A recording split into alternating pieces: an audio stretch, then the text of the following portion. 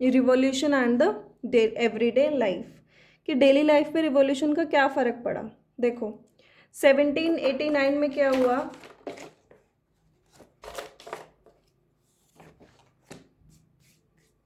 1789 में abolition of censorship, censorship ख़त्म हो गई। सेंसरशिप का मतलब क्या होता है? सेंसरशिप का मतलब होता है भाई कि आ, आपका जो ये एक्चुअली होती है मीडिया पर, ठीक है। मीडिया मतलब रेडियो, टेलीविज़न, न्यूज़पेपर। तो अभी आप क्या देखते होंगे, कुछ न्यूज़पेपर वाले होते हैं बीजेपी की साइड, फेवर करते हैं उनको, कुछ होते हैं अगेंस्ट। और मैं बीजेपी क्यों कह रही हूँ, क्योंकि इस टाइम गवर्नमेंट में बीजेपी है, ठीक है। तो कुछ लोग जो हैं वो इनको अगेंस्ट में भी बोलेंगे और कुछ फेवर में भी बोलेंगे। हमने देखे हैं बहुत सारे न्यूज़ चैनल साफ साफ दिखते हैं कि वो बायस्ड हैं। बायस्ड मतलब एक साइड है, ठीक है। तो सेंसरशिप का मतलब ये है कि गवर्नमेंट जो है वो मीडिया को सेंसर कर देती है। सेंसर कर देती है मतलब कि मीडिया कुछ भी ऐसा नहीं दिखाएगा जो उनके अगेंस्ट हो, ठीक है भाई। सारी चीज़ें आपने वो दिखानी है जो फेवर हो, फेवर वाली चीज़ें दिखानी है सारी, ठीक है। तो फ्रांस में भी 1789 में सेंसरशिप अबॉलिश हो गई थी, ठीक है। अच्छा, पहले क्या होता था वहाँ पर कि जितने भी आप न्यूज़पेपर, प्ले, कुछ भी लिख रहे हैं आप, तो उसके लिए आपको किंग से दिखाना पड़ता था, उसको अप्रूव कराना पड़ता था, ठीक है।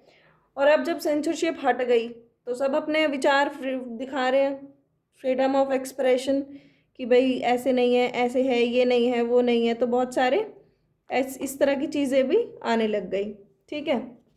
ओके, और मतलब एक हॉट टॉपिक बन गया। पहले उनके पास ऐसा कोई राइट नहीं था, लेकिन अब जब उनके पास राइट आया तो उनके पास एक चांस था कि हम सब अपने तरीके से अपनी चीज़ों को एक्सप्रेस कर पाएँ।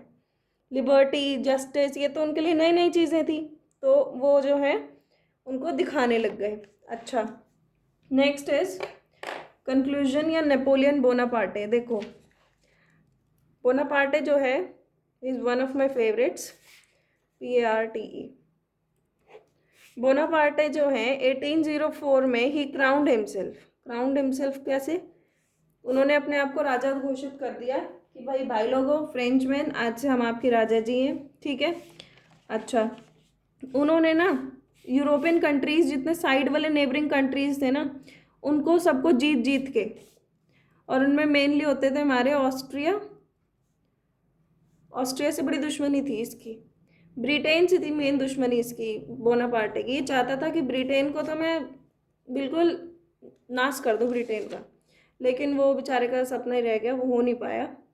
तो ये क्या करते थे, जैसे नेबरिंग कंट्रीज थे ना, उनमें सब में अपना राज नहीं चलाते थे, अपने भाई बहन को दे देते थे, चलो भाई, भाई तू एक ऐसा काम कर, तू इस वाले कंट्री को राज कर ले, तू दूसरे वाले कंट्री को राज कर ले, ऐसा करते थे। और इन्होंने अपने आप को ऐसे देखा कि मैं यूरोप को ना मॉडर्नाइज कर रहा हूँ। मॉडर्नाइज कैसे कर रहे थे ये ना प्राइवेट प्रॉपर्टी का कॉन्सेप्ट लेके आए, ठीक है। वेट्स और मेजर्स का सिस्टम इन्होंने इंट्रोड्यूस किया, ठीक है भाई। फिर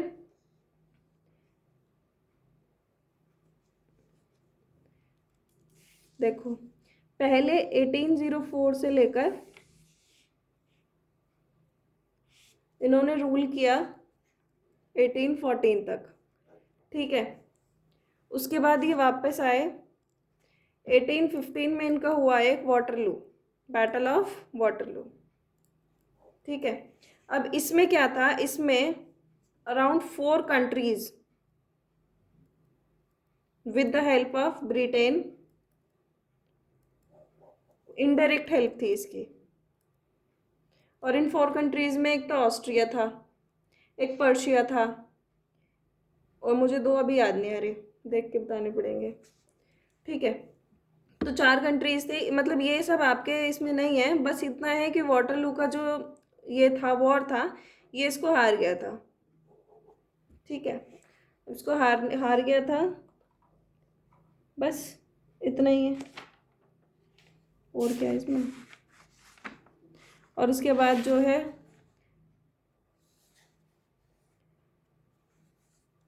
आगे और ज़्यादा इंपॉर्टेंट कुछ नहीं है। अच्छा, थोड़ा सा मैं क्वेश्चंस बता देती हूँ, डिस्कस कर देती हूँ इनमें क्या करना है तुमने।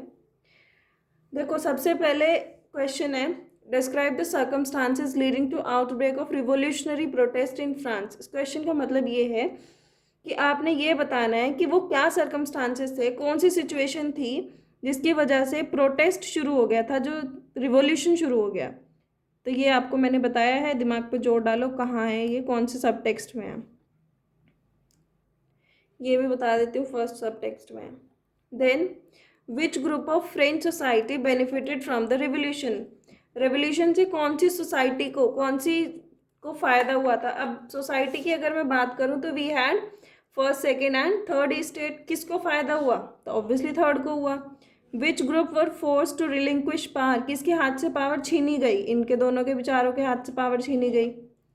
विच section of society would have been disappointed, कौन डिसअपॉइंट हुआ, तो वुमेन वर डिसअपॉइंटेड, है ना। Third is describe the legacy of French revolution for the people of the world during 19th and 20th century. Legacy का मतलब है इसको कि फ्रेंच रिवोल्यूशन जो हुआ, ठीक है, उससे दुनिया में क्या फ़र्क पड़ा, और यूरोप में उससे क्या मैसेज गया, पूरे वर्ल्ड में क्या मैसेज गया, क्यों इम्पॉर्टेंट रहा ये। ऐसा होता है ना कि जो जिसने शुरुआत की है उसका नाम हमेशा याद रखा जाता है, उस शुरुआत से क्या फ़ायदा हुआ, क्या फ़र्क पड़ा, वो लिखना है इसमें। अच्छा, अब इसमें क्या करना है, आपने डेमोक्रेटिक राइट्स की लिस्ट बनानी है, और किस लिए क्या बताना है उसमें कि वो जो आप फ्रेंच रिवोल्यूशन से देख पा रहे हैं, इसके लिए declaration of rights of man and citizen वाला टेक्स्ट पढ़ना, उसमें से देखना कि डेमोक्रेटिक राइट्स अभी हमारे पास कौन कौन सी हैं, ठीक है। Do you agree with the view that message of universal right was beset with contradiction, कि इन्होंने जो वो जो राइट्स वाला कॉन्सेप्ट दिया था, डिक्लेरेशन जो दिया था, उसमें क्या प्रॉब्लम थी, क्या कॉन्ट्रडिक्शंस थे, ठीक है, उसको पढ़ना, उसमें देखना है कि इसमें क्या चीज़ रह गई है, कौन सी चीज़ इंक्लूड हो गई, होनी चाहिए थी, है ना। How would you explain the rise of Napoleon, Napoleon Bonaparte जो थे वो कैसे आए यहाँ पर फ्रांस में कैसे आए, ठीक है। पहले do one thing, try to write answers by your own, और आंसर्स पूरा पैराग्राफ वाइज ना लिख के try to write it in points. 4-5 points एक क्वेश्चन में बहुत होते हैं अगर आप उनको क्वालिटी वाइज भी देखें तो। And I will provide you the solution, पर प्लीज़ पहले देख लेना खुद करके, नहीं तो फिर फ़ायदा ही क्या है पढ़ाने का, ठीक है। ओके, तो चैप्टर इज़ कंप्लीट, ढंग से पढ़ लेना।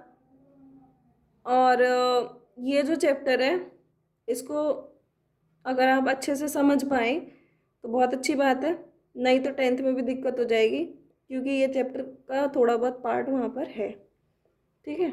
All right, tata bye bye, take care.